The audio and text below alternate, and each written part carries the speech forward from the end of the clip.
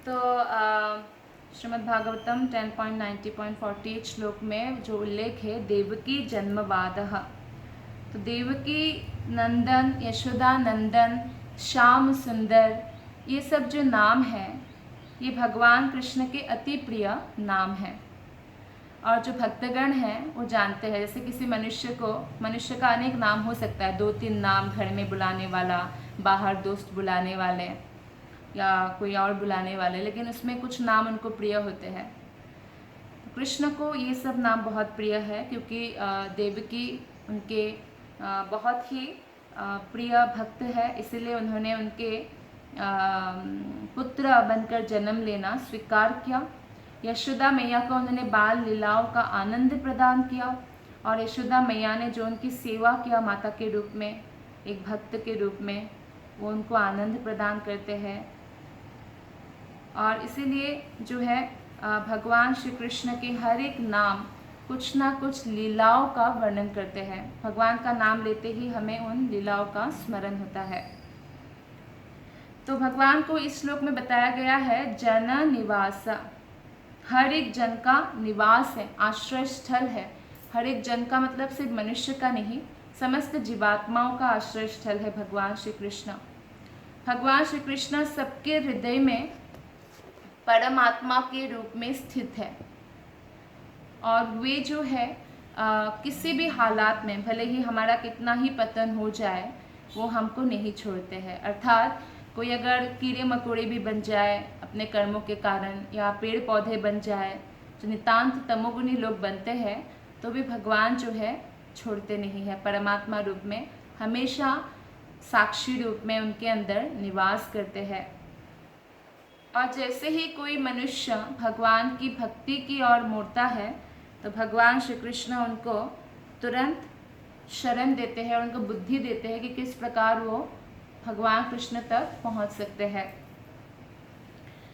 जो भक्त सरेंडर होते हैं उन भक्त के पथ निर्देशक बनते हैं, जैसे कि यदुवंशियों का वो पथ निर्देशक थे।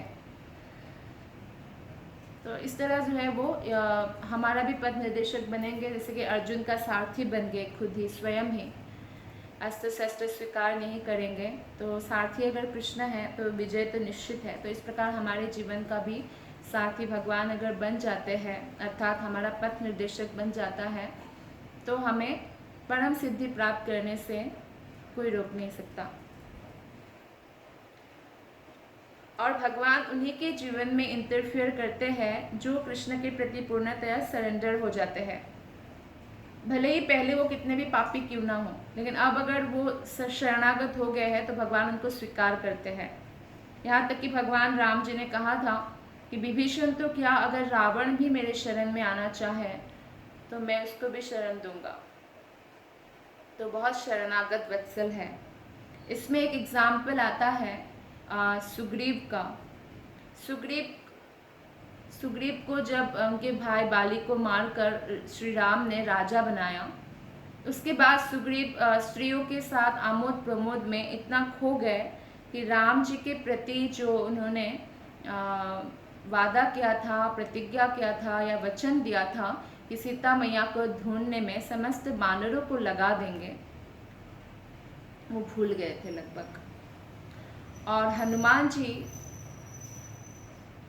इन बातों को, जैसे ही बारिश का मौसम पार हो जाता है तो सुग्रीव को याद दिलाते हैं कि आपने श्री रामचंद्र को वचन दिया है।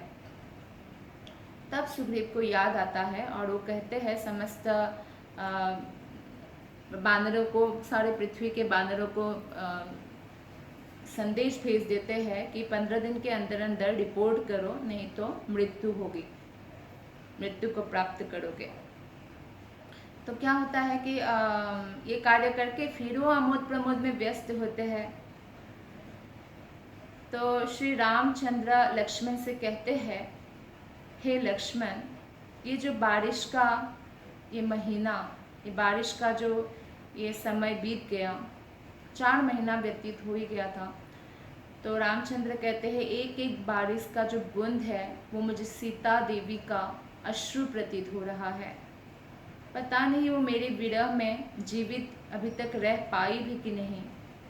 वो अगर जीवित है तो मेरी प्रतीक्षा करती होंगी। और सुग्रीव जो है अब तक नहीं आया, सुग्रीव मिलने भी नहीं आया एक्चुअली। अगर कम्युनिकेशन रहता, बातचीत, तो इतना कोई दिक्कत नहीं थी। तो रामचंद्र ने कहा लक्ष्मण को कि आप जाओ और सुग्रीव को एक वार्निंग दे दो कि देखो, बाली को जिस मृत्यु द्वार से भेजा है वो मृत्यु द्वार तुम्हारे लिए भी खुला है। जो वचन दिया, अगर आप इससे मुकर रहे हो तो लक्ष्मण ने कहा कि भैया वार्निंग देने की क्या ज़रूरत है, मार ही डालता हूँ। लक्ष्मण को बहुत क्रोध आता है जब राम की सेवा में बाधा आती है। अन्यथा लक्ष्मण तो बहुत ही कृपालु है जो राम के शरणागत होते हैं, कृष्ण के शरणागत होते हैं। लक्ष्मण यानी बलराम, बलराम यानी नित्यानंद प्रभु जो सबके गुरु है, सब वैष्णवों के, वो बहुत दयालु है। लेकिन जब कोई बाधा डालते हैं तो उनको क्रोध भी आता है। तो लक्ष्मण बहुत क्रोध से गए, फिर भी राम जी ने कहा कि नहीं, आप बस उनको याद दिलाओ, मारना नहीं है। तो लक्ष्मण गए। तो सुग्रीव बहुत डरे हुए थे क्योंकि लक्ष्मण बहुत क्रोध में थे और वानर सेनाओं ने उनके क्रोध का जो है संदेश दे दिया था। तो बहुत डरे हुए सुग्रीव जब पहुँचे, सुग्रीव के पास पहुँचे बहुत डरे हुए, सुग्रीव ने कहा तारा से, उनकी पत्नी से, कि जाओ पहले तुम अप्रोच करो लक्ष्मण को ताकि गुस्सा कम हो तो मैं मिलूं। तो तारा देवी आती है और बोलती है लक्ष्मण से कि देखो, बड़े बड़े ऋषि का भी तपस्या स्त्रियों के कारण जो है, या स्त्रियों के प्रति आकर्षित होने के कारण भंग हो जाता है। तो सुग्रीव ने जो वचन दिया है, भले ही थोड़े समय के लिए वो भूल गए हो स्त्री के साथ अपनी इच्छाओं की तृप्ति करते हुए, लेकिन अभी उनको याद आ गया था और इसीलिए उन्होंने ऑलरेडी सेनाओं को भेजा है वानरों को बुलाने के लिए। वो लोग पहुंचते ही होंगे। तो इसके बाद लक्ष्मण का क्रोध भी थोड़ा कम होता है और फिर वो सुग्रीव को कहते हैं कि आप इमीडिएटली अभी के अभी राम जी से मिलने चलो। तो फिर बाद में पालकी में बैठकर अनेक वानर सेनाओं के साथ राम जी के पास मिलने जाते हैं। लक्ष्मण लेकर जाते हैं सुग्रीव को। तो जैसे ही वानर सेनाओं को देखते हैं और सुग्रीव तो राम जी के पास पहुंचते तो तुरंत ही दंडवत हो जाते हैं, उनको बहुत लज्जा भी आती होती है और शरणागत हो जाते हैं। तो राम जी ने तुरंत उनको माफ़ कर दिया। कोई भी अपशब्द या कोई भी इस प्रकार का शब्द भी नहीं बोला कि आप भूल कैसे गए। तो तुरंत उनको गले से लगा लिया और सेवा में लगा दिया कि किस प्रकार सीता देवी को ढूंढना है, इसके बारे में परामर्श किया।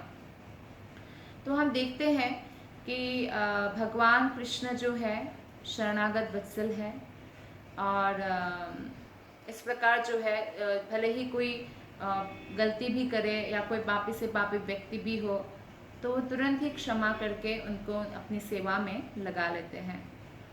कोई भी भक्त को जैसे फॉर एग्जाम्पल मैनेजमेंट संभालना है वैष्णवों के बीच में, तो ऐसे ही बनना चाहिए। अगर वैसे नहीं बनते हैं तो फिर कहते हैं ना, अपना कब्र खुद ही खोदना। तो वैष्णव मैनेजमेंट में उनका वैष्णव अपराध होने का चांस होता है, क्योंकि कई बार ऐसा होता है कि जो भी लीडर है या जो वैष्णवों के मैनेजर है मंदिर में या कहीं भी, तो वो सामने वाले के पॉइंट ऑफ व्यू से समझने की कोशिश ही नहीं करते हैं और कई बार उनको बोलने का भी मौका नहीं देते हैं, सीधा गोली मारते हैं या निष्कासित करने की सोचते हैं। ऐसा कभी अगर होता है तो ये वैष्णव अपराध है, क्योंकि वैष्णव भगवान श्री कृष्ण को इतना प्रिय है। वैष्णव के हृदय में जिसने थोड़ा सा भी चोट लगा दिया उनका पतन निश्चित है। तो इसलिए वैष्णवों के बीच रहकर मैनेजमेंट करना बहुत कठिन है, मुश्किल है, आसान नहीं है। ये आसान तब होगा जब हम विनम्रता को पकड़ेंगे और जैसे श्री रामचंद्र ने किया कि उनको तुरंत क्षमा करके उनको कृष्ण की सेवा में लगा दिया। ऐसे ही जब वैष्णवों को हम अगर हम मैनेजमेंट में है तो हम उनको मौका देंगे, दूसरा मौका देंगे, तीसरा मौका देंगे, हमेशा कृष्ण की सेवा में लगे रहने के लिए प्रोत्साहित करेंगे। जैसे कई बार क्या होता है, जैसे युद्ध क्षेत्र में जो सेना होते हैं अपने साथ की सेना को जब घायल हो जाते हैं या गोलियां लग जाती है, तो ऐसा नहीं कि उनको युद्ध क्षेत्र के मैदान में छोड़कर ही वो लोग आगे निकल जाते हैं, मरने के लिए छोड़ नहीं देते हैं कि अब लायक नहीं रहा युद्ध के लिए, ऐसा नहीं करते। वो अपने साथी को हर हालत में बचाते हैं, फिर उनकी चिकित्सा के लिए भेज देते हैं या सहायता करते हैं। तो इसी प्रकार से जब किसी वैष्णव का, क्योंकि हम माया के साथ एक प्रकार से युद्ध लड़ रहे हैं, जैसे गंगा नदी एक और बह रही है और हम क्या कर रहे हैं, गंगा के लहर के उल्टा साइड स्विमिंग कर रहे हैं, अर्थात इस माया की जगत में हर एक व्यक्ति भौतिक इंद्रिय तृप्ति की ओर भाग रहे हैं और हम उल्टा लहर में चल रहे हैं कि हम कृष्ण भक्ति करेंगे और भगवत धाम जाएंगे। तो इस लड़ाई में हो सकता है किसी वैष्णव का पतन हो भी जाए, लेकिन फिर भी उनको कर्मी समझकर या उनकी निंदा करके उनको पतित नहीं समझना चाहिए। कृष्ण कहते हैं अपिछेत्सु दुराचारो भजते माम अनन्य भाग, तो बोलते साधुरेव च मंतव्य, उनको साधु ही समझना चाहिए, क्योंकि भगवान की अनन्य भक्ति में लगा हुआ है, भले ही वो थोड़े समय के लिए दुराचारी बन गया हो, माया की मार से या माया के संघर्ष में वो गिर गया हो गोली खाकर। तो हमें जैसे सेना लोग उनकी सहायता करते हैं और उनको ट्रीटमेंट देते हैं, वैसे ही हमें उनका केयर करना चाहिए, डिवोटी केयर, वैष्णव केयर, तब भगवान श्री कृष्ण प्रसन्न होते हैं। तो इसलिए इसमें और एक बात मेंशन है कि बलशाली भुजाओं से भगवान ने असुरों को मारा। बलशाली भुजाओं का मतलब ये भी है कि भगवान श्री कृष्ण ने, आपने देखा कि कई असुरों को अपने हाथ से मारा, और जो भी भगवान के हाथ से मारे जाते हैं जैसे कि कंस, तो उनको मुक्ति प्राप्त होता है, सायुज्य मुक्ति। लेकिन कई बार उन्होंने भक्तों के द्वारा भी मारा, उसको भी बलिष्ठ भुजाएं भी कहेंगे, क्योंकि भक्त जो है भगवान की भुजाएं ही है। अर्जुन, जैसे अर्जुन को भगवान ने प्रोत्साहित किया कि आप युद्ध करो, और जितने भी अवांछित जन समुदाय है क्षत्रिय योद्धा के रूप में, उनका संहार करो। उनका संहार करना ज़रूरी है, क्योंकि पृथ्वी के ऊपर ऐसे लोग बोझ प्रतीत होते हैं जो अधर्म का साथ देते हैं। तो इस प्रकार अर्जुन के हृदय में प्रेरणा डाला भगवत गीता के रूप में, और फिर क्या हुआ, फिर उन्होंने अवांछित लोगों का वध किया। तो कृष्ण की उपस्थिति से अमंगल दूर हो जाता है। भगवान के नाम और भगवान स्वयं में कोई भी अंतर नहीं है।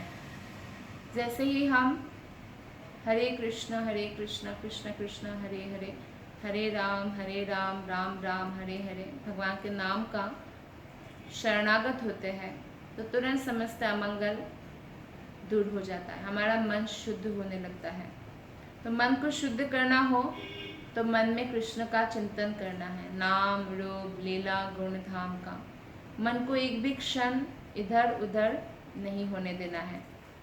ऐसे तो जो मन है वो बंदर जैसा है, जंप करता रहता है, और बंदर ऐसे ही इधर उधर जंप करता रहता है, और उनको अगर शराब पिला दिया जाए तो क्या हालत होंगी, और शराब पिला दिया जाए और पूंछ में बिच्छू काट ले तो क्या क्या जंप करेगा, वो पागल हो जाएगा, राइट, मदमत्त हो जाएगा। तो ऐसे ही हमारा मन बंदर है और जंपिंग करता ही रहता है, एक जगह टिकता नहीं है। और उसके ऊपर अहंकार का अगर शराब पी लिया हमने, थोड़ा सा कुछ मिल जाता है तो भौतिक जगत में ये देखने को मिलता है कि अहंकार हो जाता है। इसीलिए कुंती महारानी ने कहा है कि सौंदर्य का होना, सुंदर शरीर का होना भक्ति में बाधा है, क्योंकि व्यक्ति को उससे अहंकार हो जाता है।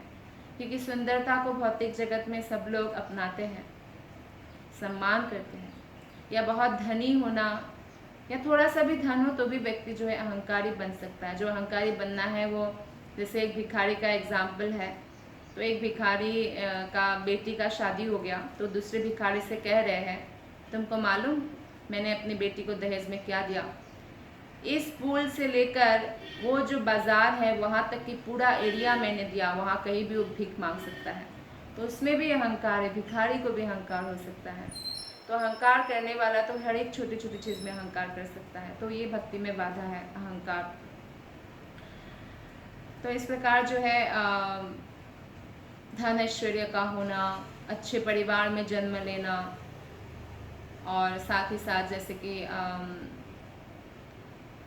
विद्वान होना, एजुकेटेड होना, ये सब अहंकार का कारण है। ये सब नहीं होता है ना, कोई बहुत गरीब है, अनपढ़ है और सुंदर बिल्कुल भी नहीं है और बहुत ही निम्न कुल में परिवार में जन्मा है, तो उनके लिए विनम्र होना आसान है। पर ये सब रहते हुए विनम्र अगर किसको इस भौतिक संसार में हो जाए तो शुद्ध भक्त ही हो सकता है, जो भक्ति ही उनका लक्ष्य है। तो इसलिए अगर हमने अहंकार नामक शराब पी लिया है, थोड़ा रिकॉग्निशन मिल गया, थोड़ा तारीफ कर दिया, तो वो शराब हमने पी लिया अहंकार नामक, तो हमारा मन कैसे जंप करेगा, जैसे शराबी बंदर, शराब पिया हुआ बंदर। और ऊपर से अगर बिच्छू ने काट लिया पूंछ में, अर्थात ईर्ष्या को भी अपना लिया हमने, मेरे साथ ऐसा क्यों नहीं हो रहा है, मेरे साथ सब बेस्ट होना चाहिए था, उसके साथ क्यों हुआ, तो इससे अगर हमें ईर्ष्या होने लगता है, इवन भक्त से भी, भक्ति के मामले में भी अगर कोई ईर्ष्या करता है तो उसका मन का इतनी बुरी हालत होगा, इतना ज़्यादा, कि वो कैसे भी मन को कंट्रोल नहीं कर सकता है। तो इसलिए हमें निरंतर मन को कृष्ण के सुंदर मुख का स्मरण करने में, कृष्ण के नाम का, कृष्ण की लीला का, कृष्ण के गुण का स्मरण करने में लगाना चाहिए। तो उनका जो मंद हास्य है, सुंदर मुस्कान है, वो किसी का भी चित्त हरण कर सकते हैं। ब्रज गोपिकाएँ तो उनको चाहती ही थी, ब्रज गोपिकाएँ तो सर्वश्रेष्ठ भक्त हैं, लेकिन कोई भी, यहाँ तक कि कुरुक्षेत्र युद्ध में तो जो दुर्योधन के पक्ष में थे, वो तो युद्ध करने आए थे ना, लेकिन उल्टा साइड थे ना वो अर्जुन और कृष्ण के, तो उल्टा साइड से जब दूर से उन्होंने कृष्ण का चमकता हुआ चेहरा देखा, सुंदर मंद हास्य मुस्कान वाला चेहरा देखा, तो उनके हृदय में कृष्ण की सुंदरता के प्रति आकर्षण उत्पन्न हुआ और मन ही मन वो लोग तारीफ करने लगे और या एक दूसरे से भी बात करने लगे कृष्ण की सुंदरता के ऊपर। और जैसे ही कृष्ण की सुंदरता के प्रति आकर्षण उत्पन्न हुआ, उनके समस्त पाप धुल गए। और कृष्ण की उपस्थिति के कारण ही कुरुक्षेत्र युद्ध में अर्जुन के पक्ष जिन्होंने लड़ा वो भी, दुर्योधन के पक्ष जिन्होंने लड़ा वो भी, सबको वैकुंठ जगत प्राप्त हुआ, स्वरूप प्राप्त हुआ उनके। तो ये कृष्ण की मोहिनी सुंदरता, मंद मुस्कान, सुंदर श्रीमुख का कमाल है। चित्रकूट में भी ऐसा हुआ कि राम जी की सुंदरता जब देखा ऋषियों ने, तो एक्चुअली वो कामेच्छाओं से पूरित हो गए।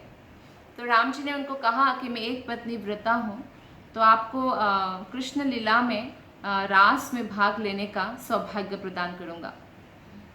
तो इस प्रकार बाद में यही सिद्ध गोपियाँ बन के रास में प्रवेश करने का अधिकार प्राप्त करती है भगवान की कृपा से, और उनकी इच्छा पूर्ति होती है। ये सुंदरता की, कृष्ण की सुंदरता की महानता है। फिर भी मायावादी लोग सोचते हैं कि भगवान जब आते हैं वो सोचते हैं ये भी हमारी तरह माया के अधीन है, जबकि भगवान माया के पति है, माया उनके कंट्रोल में रहती है। इसलिए जो भी भक्त भगवान की शरण ग्रहण करते हैं तो माया उनको टच भी नहीं कर सकते। लेकिन फिर भी मायावादी मूर्खतावश ऐसे सोचते हैं। दो प्रकार के निराकारवादी होते हैं, एक ब्रह्मवादी, एक मायावादी। ब्रह्मवादी जो होते हैं उनका लक्ष्य ब्रह्म ज्योति है, पर वो कभी भी ऐसा नहीं सोचते कि जब वो ऐसा सोचते ज़रूर है कि ब्रह्म ज्योति से ही भगवान ने रूप धारण करके आए, लेकिन वो सोचते हैं कि ये कृष्ण और राम का रूप भी आध्यात्मिक है, भौतिक नहीं है। तो इसीलिए ब्रह्मवादी का भक्त होने का जो है सौभाग्य प्राप्त हो भी जाता है। जैसे कि 4 कुमारगण भी पहले ब्रह्मवादी थे, फिर साकारवादी बन गए, कृष्ण भक्त बन गए। सुखदेव गोस्वामी ब्रह्मवादी थे, साकारवादी बन गए। लेकिन मायावादी के लिए भक्त बनना अत्यंत कठिन है जब तक स्वयं भगवान या भगवान के कोई शुद्ध, जैसे प्रभुपाद जैसे बहुत शक्तावेश अवतार जैसे वो लोग आकर मायावादी का या सही रिप्रेजेंटेटिव जो है वो उनका कल्याण ना करे। तो मायावादी लोग सोचते हैं कि भगवान निराकार है, ज्योति है, और ये जो कृष्ण राम है ये हमारे तरह मनुष्य है, माया के अधीन है। इसलिए मायावादी लोग जो है वो लोग जाते हैं नरक और यम का दंड खाते हैं, और ब्रह्मवादी जो है ब्रह्म ज्योति में जाते हैं। तो यहाँ पे हम देखते हैं इस श्लोक में कि स्थिर चर सब मुक्त हुए। स्थिर चर मतलब जो स्थिर मतलब जैसे कि वृक्ष तरु तृण स्थिर रहते हैं, वो लोग चल नहीं सकते, और चलने वाले जैसे पशु है पक्षी है वो सब भी मुक्त हो गए। जब भगवान अवतरित होते हैं ना और लीलाएं करते हैं द्वारका में, मथुरा, वृंदावन में, तो सब लोगों का मुक्ति हो जाता है। कई बार लोग पूछते हैं कि मुक्त हो गए तो भर कैसे गया। जैसे अयोध्या जब राम जी आए और राम जी जब गए समस्त अयोध्या वासियों को लेकर गए, फिर भी अभी अयोध्या खाली नहीं है, भरा हुआ है। क्यों? क्योंकि ये भौतिक संसार जो है जेल के समान है। यहाँ का जेलर है महामाया, दुर्गा देवी। तो अगर क्या जेल से किसी का अगर मुक्ति हो भी जाता है तो क्या जेल खाली होता है? और भी अपराधी से जेल भर जाता है, तो जो बद्ध आत्माएं हैं उनसे भर ही जाता है, लेकिन फिर भी मुक्त हो सकते हैं। आप देखिए हनुमान जी के बारे में। हनुमान बानर है, बानर मन को कंट्रोल करे वो बहुत मुश्किल है, मनुष्य ही मन को कंट्रोल नहीं कर सकता। तो हनुमान जी लेकिन जितेंद्रिय है, इतना मन पर कंट्रोल है कि वो नैष्टिक ब्रह्मचारी है, बाल ब्रह्मचारी है वो। तो एक बार क्या हुआ, एक्चुअली हमें हमेशा इसलिए अपने रक्षा के लिए भगवान श्री कृष्ण से प्रार्थना करना चाहिए, और ये बात श्रील प्रभुपाद जी बताते भी हैं। एक बार एक्चुअली श्रील प्रभुपाद ने अपने सारे पुस्तक में जो भगवत गीता की टीका किया, भागवतम की टीका किया, चैतन्य चरितामृत का, भक्ति रसामृत सिंधु, उपदेशामृत, सब में प्रभुपाद जी ने बताया कि हम बॉडी नहीं है, हम सोल है, हम शरीर नहीं है, हम आत्मा है। तो एक बार जो है श्रील प्रभुपाद को पूछा एक व्यक्ति ने कि क्या आप हमेशा हम आत्मा हैं शरीर नहीं है, हर जगह आप यही बोलते रहते हो, हर लेक्चर्स में आप यही बोलते रहते हो। तो फिर प्रभुपाद ने उस व्यक्ति से पूछा, तो आपको समझ में आ गया ये बात कि हम आत्मा है शरीर नहीं है? तो उस व्यक्ति ने कहा नहीं, मुझे समझ नहीं आता। तो प्रभुपाद ने कहा ठीक है, तो 1000 बार और इस लेक्चर को सुनो तो शायद समझ में आ जाए। इसलिए ये बहुत ज़रूरत है बोलना। एक्चुअली अगर हम भौतिक शरीर स्वीकार करने के लिए तैयारी करते हैं, ये हमारी आत्मा के लिए सबसे बड़ी निष्ठुरता है। हमारी आत्मा मतलब हम स्वयं, तो हम स्वयं का जैसे निष्ठुर बन रहे हैं स्वयं के लिए, जब हम भगवान की भक्ति ना करके भौतिक वस्तुओं की आसक्ति में लग जाते हैं। इसलिए श्रील प्रभुपाद ने बोला था कि हमेशा अपने रक्षा के लिए प्रार्थना करना चाहिए। एक लेक्चर में श्रील प्रभुपाद बोलते हैं आप सबका पतन हो सकता है, जो उनके अमेरिकन डिसाइपल्स से थे बहुत सारे, लेकिन मेरा पतन कभी नहीं होगा। तो ऐसा कोई बोले तो ऐसा लगता है ना कि ये अहंकार है, लेकिन नहीं। तो बाद में जब हो गया ये लेक्चर, तो उसके बाद राधा कृष्ण के सामने जाके श्रील प्रभुपाद हाथ जोड़कर प्रणाम करते हैं, प्रार्थना करते हैं, और जैसे ही प्रार्थना खत्म करते हैं उनके शिष्य पूछते हैं कि श्रील प्रभुपाद आपने राधा कृष्ण से क्या प्रार्थना किया? प्रभुपाद कहते हैं यही प्रार्थना किया कि हे भगवान मेरी हमेशा रक्षा कीजिएगा। तो बोलते क्यों रक्षा कीजिएगा? ताकि मेरा कभी पतन ना हो। तो शिष्य ने पूछा क्यों? अभी तो आपने बोला था आपका कभी पतन नहीं होगा, भले ही हमारा पतन हो जाए, तो आप क्यों फिर प्रार्थना कर रहे हैं? तो प्रभुपाद बोलते हैं इसलिए तो मेरा पतन नहीं होगा क्योंकि मैं हमेशा प्रार्थना करता रहता हूँ कृष्ण से, और आप लोग नहीं करते हो तो आपका पतन हो जाएगा। तो इतना इम्पोर्टेंट है। श्रील प्रभुपाद बोलते हैं इसलिए रोज ही कृष्ण से पतन नहीं होने के लिए प्रार्थना करना चाहिए। तो कलयुग में क्या है, कलयुग में ऐसा शिक्षा देने वाले टीचर नहीं है। कलयुग का जो टीचर है मैक्सिमम शूद्र है, और वो लोग ये शिक्षा प्रदान करते हैं कि जो शिक्षा हमें प्राप्त हो रहा है उसका लक्ष्य है पैसा कमाना। तो इसलिए कोई भी व्यक्ति को जब तक वो ये श्योर ना हो जाए कि मैं धन का एकत्रित तो कर रहा हूँ, पैसा कमा रहा हूँ, लेकिन इसे मैं कृष्ण की सेवा में ही लगाऊंगा, तब नहीं तो उनको धन भी कमाना नहीं चाहिए। क्योंकि ज़्यादा धन कमाएंगे फिर भौतिक चीज़ों में वो लग जाएगा। अगर वो कृष्ण की सेवा में धन का उपयोग कर सकते हैं तभी धन को एकत्रित करना चाहिए। इसलिए रूप गोस्वामी पाद ने हमें युक्त वैराग्य सिखाया है कि हमारे पास जो भी है उसको हम भगवान कृष्ण की सेवा में लगा दें। 4 चीज़ युक्त वैराग्य में याद रखने वाली बात है जो बहुत इम्पॉर्टेंट है। पहला है विरक्ति। मान लीजिए कोई संपत्ति आ भी गया हमारे पास तो उसके प्रति हमें आसक्ति नहीं रखना है, विरक्ति रखना है। दूसरा, संपत्ति को ग्रहण करें कृष्ण की सेवा में लगाने के लिए। एक बार एक प्रभुपाद के शिष्य से दूसरा मायावादी के शिष्य बोल रहे थे, हमारे गुरु तो 1 रुपया भी टच नहीं करते, पैसों से बिल्कुल विरक्ति है। तो दूसरे शिष्य ने, प्रभुपाद के शिष्य ने कहा, और हमारे गुरु तो एकदम 1 करोड़ भी देंगे तुरंत ले लेंगे और कृष्ण की सेवा में लगा देंगे। तो कृष्ण की सेवा के लिए ही धन का ग्रहण करना, अन्यथा नहीं। तीसरा है, जब उस धन का या संपत्ति का उपयोग करे तो आसक्ति ना रखे। और चौथा है कि कृष्ण का उपहार समझकर उन संपत्ति का या धन का बहुत ध्यान रखे कि मिसयूज ना हो, मेंटेन रखे हमेशा। तो ये बहुत इम्पोर्टेंट है युक्त वैराग्य में भी। तो तब जाकर जो है हम कनिष्ठ से मध्यम, मध्यम से उत्तम बन जाएंगे। और उत्तम बनने का मतलब है कि उत्तम अधिकारी भक्त किसी को भी प्रोत्साहित कर सकते कृष्ण भक्ति करने के लिए। जैसे प्रभुपाद ने पूरे वर्ल्ड में मायावादी, शून्यवादी सबका उद्धार किया, सबको प्रोत्साहित किया कृष्ण भक्ति, शुद्ध कृष्ण भक्ति के लिए। मध्यम अधिकारी जो है, जो इनोसेंट पीपल है, ऋषालु जो नहीं है या नास्तिक नहीं है, जो इनोसेंट है, उनको प्रोत्साहित कर पाते हैं। और जो कनिष्ठ है वो खुद को तो उत्साहित रखते हैं लेकिन दूसरों को उत्साहित नहीं कर पाते हैं। लेकिन जो भी हो, हम लोगों को ये ध्यान रखना चाहिए कि शुद्ध भक्ति से, शुद्ध भक्ति का अभ्यास करने से हम एक दिन भगवान कृष्ण को, कृष्ण प्रेम को प्राप्त करेंगे। जैसे एक अंधा व्यक्ति है और एक आँख रहने वाला व्यक्ति। एक आँख रहने वाला व्यक्ति को अगर आप सूर्य को देखने के लिए बोलेंगे दिन में, तो वो ज़्यादा देर देख भी नहीं पाएगा, और अगर देख लेगा थोड़ी देर तो आँखों में अंधेरा छा जाएगा।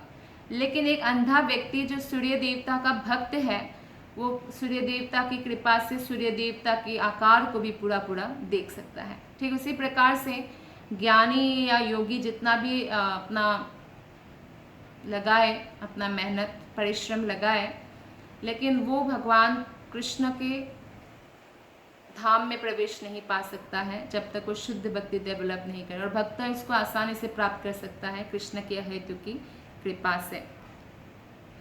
तो हम देखते हैं कि पूरे संसार में जो है, अगर आप देखेंगे कि पीने वाला पानी कितना है, पूरे संसार में 97.5 करीब खारा पानी है, अर्थात समुद्र का पानी है, बड़े बड़े समुद्र है पूरे पृथ्वी में। और लेकिन उसमें से पीने वाला पानी में भी, जैसे मान लीजिए 2.5 पीने वाला पानी है, उसका भी बहुत सारा पानी, तो 90% से भी ज़्यादा पानी जो है बर्फ़ है या ज़मीन के अंदर है। जो हम देखते हैं वो पॉइंट समथिंग पानी है, तालाब में, नदी में जो मीठा पानी हम देखते हैं। तो इस प्रकार से पूरे संसार में जो भक्त की गणना है ऐसा ही है, बहुत कम है, लेकिन भक्तों की कृपा पर ही इस संसार टिका हुआ है। जब भगवान शिव ये देखते हैं कि एक भी कृष्ण भक्त नहीं बचा, तो ये पूरे संसार का संहार कर डालते हैं। और भक्ति की वृद्धि नहीं होने के कारण ही हमें प्राकृतिक विपदाओं का सामना करना पड़ता है, भले ही वो महामारी के रूप में हो, या सुनामी के रूप में हो, या भूकंप के रूप में हो, या अत्यधिक बारिश या सूखा पड़ने के रूप में हो। और साथ ही साथ इस भौतिक संसार में जो है इसको दुखालयम कहा गया है, लेकिन व्यक्ति अगर उसको अनुभव नहीं कर सकता है तो ये भौतिक आसक्ति में ही फंसा रहता है। ब्रज की गोपिकाएं जो है सर्वश्रेष्ठ भक्त है और सबका विस्तार राधा रानी से होता है। चैतन्य चरितामृत आदि लीला में 4.75 to 76 में बताया गया है कि राधा रानी से कृष्ण की 3 प्रकार की प्रेमिकाओं का विस्तार होता है। जैसे ब्रज की गोपिका, जितनी भी गोपियाँ हैं, श्रीमती राधा रानी का विस्तार है। जितने भी द्वारका की रानियाँ हैं 16,108, राधा रानी का विस्तार है। और जितने भी अनंत वैकुंठ में अनंत लक्ष्मियाँ हैं, श्रीमती राधा रानी का विस्तार है। जैसे कृष्णा सारे अवतार के उद्गम हैं, राधिका भी गोपियाँ, रानियाँ, लक्ष्मियाँ सबका उद्गम है। समस्त जैसे कि आगे जाकर जो कैलाश में पार्वती का विस्तार होता है, फिर जाकर दुर्गा देवी और उनके और भी बहुत सारा विस्तार होता है, अम्बा, अंबिका इत्यादि, ये सब एक्चुअली राधा रानी से ही विस्तार होता है। और इसीलिए जो राधा रानी की पूजा आराधना करते हैं वो कृष्ण को तो प्राप्त करेंगे ही, और उनको और कोई अलग से कोई और पूजा करने की आवश्यकता नहीं है। जैसे कृष्ण की जो पूजा करते हैं, कृष्ण ही सबका उद्गम है, तो एक्चुअली पूरे वृक्ष को पानी मिल जाता है, वृक्ष के मूल में पानी डालने से। तो इसलिए चैतन्य चरितामृत आदि लीला में 4.87 में बताया गया है, कृष्ण वांछा पूर्ति रूप करे आराधने, अतएव राधिका नाम पुराने बखाने। राधिका का एक ही काम है, भगवान श्री कृष्ण की इच्छाओं की पूर्ति करके सेवा करना, पूजा करना, इसलिए उनका नाम पुराण बखान करते हैं राधिका के नाम से। फिर वही आदि लीला 4th अध्याय के 92 श्लोक में बताया, सर्व सौंदर्य कांति वैशाये जाहते, सर्व लक्ष्मी गणेर शोभा है जाहते। सारा सौंदर्य श्रीमती राधा रानी में निवास करता है। जैसे बहुत सारे व्यक्ति चाहते हैं हम सुंदर बने, तो सुंदर बनना है तो भगवान राधा कृष्ण की आराधना करना है, इससे सुंदर और कोई नहीं बन सकता है। तो सारा सुंदरता राधा रानी में निवास करते हैं, और समस्त लक्ष्मीगण जो अत्यंत सुंदर है वो भी श्रीमती राधा रानी से ही सौंदर्य प्राप्त करती है।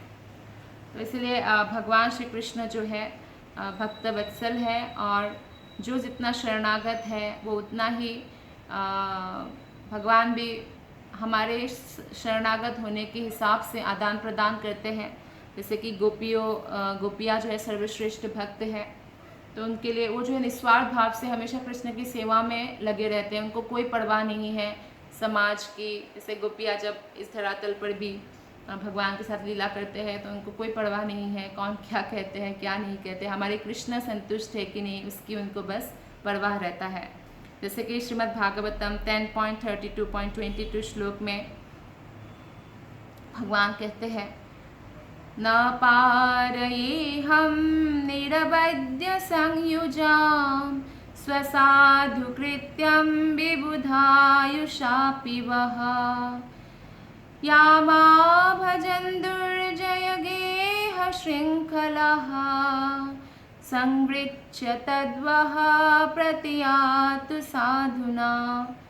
बोलते हैं कि हे गोपियाँ, मैं तुम्हारी निस्वार्थ सेवा का ऋण, ब्रह्मा का जीवन काल कितना बड़ा होता है, ब्रह्मा का एक दिन सत्य त्रेता द्वापर कलयुग 1000 बार घूमने जितना 12 घंटा इतना बड़ा होता है, 12 घंटा, और बाकी रात भी उतना बड़ा होता है, तो 100 साल जीते तो कितना बड़ा। तो कृष्ण कहते हैं इतना जीवन काल तक भी मैं अगर चुकाता रहूँ तो चुकता नहीं कर सकता, ऐसा ऋण है आपका। और जो तुम लोगों ने सारे पारिवारिक बंधनों को तोड़कर मेरी पूजा किया है, जो बंधन तोड़ पाना मुश्किल है, कोई भी व्यक्ति भौतिक संसार में पारिवारिक स्नेह को, आसक्ति को तोड़ पाए, ये मुश्किल है। तो कृष्ण कहते हैं फिर भी आपने बंधनों को तोड़कर मेरी सेवा में लगे हुए हो, अतएव तुम लोगों के यशस्वी कार्य जो तुम कर रहे हो तुम्हारे प्रेम का प्रतिदान है। तो हम जो अगर थोड़ा बहुत भगवान की, कृष्ण की सेवा कर पाते हैं तो वो एक्चुअली कृष्ण की ही कृपा है, इसीलिए हम माला कर पाते हैं, भक्तों का संग कर पाते हैं या प्रचार कर पाते हैं, तो ये कृष्ण की प्रेम का आदान प्रदान है।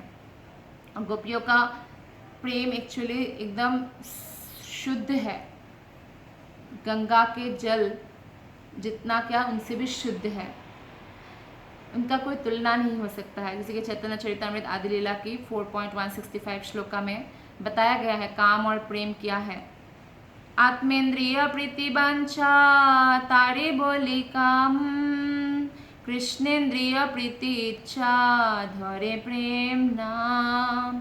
खुद की इंद्रिय तृप्ति की इच्छा करना काम है, और कृष्ण की इंद्रिय तृप्ति की इच्छा करना प्रेम है। तो इस प्रकार अगर हम गोपिकाओं की तरह भगवान श्री कृष्ण से निस्वार्थ प्रेम करना सीखेंगे तो हम इसी जीवन में ही भगवान को प्राप्त कर सकते हैं, कृष्ण का प्रेम प्राप्त कर सकते हैं। तो इस आज का जो श्लोक है 10th कैंटो 90 चैप्टर श्लोक नंबर 48, इसका यही सारांश है कि भगवान श्री कृष्ण जननिवास नाम से विख्यात है क्योंकि वो सभी सर्वभूत, सभी भूतों का, सभी आत्माओं का एकमात्र आश्रय स्थल है। वो अपने भक्तों को माता पिता का भी जो है रोल में या माता पिता का भी आनंद प्रदान करते हैं। देवकी या यशोदा या वसुदेव या नंद महाराज सब उनके भक्त हैं। वो सभी भक्तों का पथ प्रदर्शक है, जैसे यदुकुल का, और अमंगल को वो विनाश करते हैं और उनकी उपस्थिति से सभी का कल्याण होता है। और उनका जो सुंदर मुख है, कोई उनकी सुंदरता से बच नहीं सकता है क्योंकि इससे सुंदर और कुछ भी नहीं है। जो कृष्ण की सुंदरता से मोहित है, वो भौतिक सुंदरता उनके सामने कुछ भी नहीं है। तो इसलिए उनकी जय हो और वे प्रसन्न हो। कृष्ण की प्रसन्नता के लिए हमेशा हमें कार्य करना चाहिए। धन्यवाद। हरे Krishna. All glories to Guru Maharaj.